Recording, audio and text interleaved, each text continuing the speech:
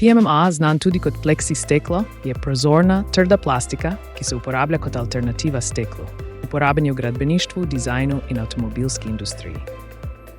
PMMA je termoplastični polimer, pridobljen iz metilmetakrilata. Ima do 92% prepustnost svetlobe in odpornost na UV svetlobo. Prednosti PMMA vključujejo visoko prosojnost, lahkost in odpornost na udarce, a lahko se praska in je manj odporen kot drugi polimeri.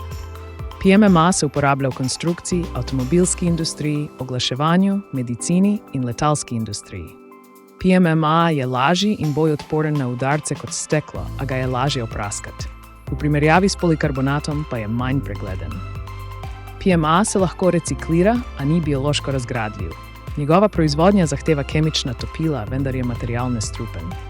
PMMA je inovativen material, uporaben povsod, od oglaševanja do vesoljske industrije.